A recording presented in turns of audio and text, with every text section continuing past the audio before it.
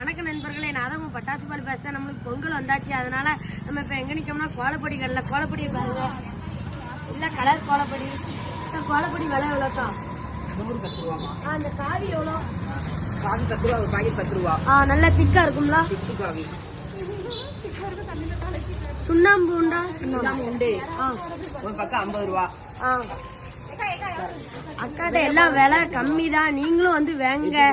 இதான் நம்ம ஓனர் என்ன பாருங்க, நம்ம பேர சொன்னாலே டிஸ்கவுண்ட். இவங்க 19 வருஷமா வாங்குதாங்க. ரெடிமேட் கஸ்டமர் பாருங்க. வெள்ளை கலர் பொடியும் உண்டு. ஒரு பக்கம் 10 ரூபா தான் பாருங்க.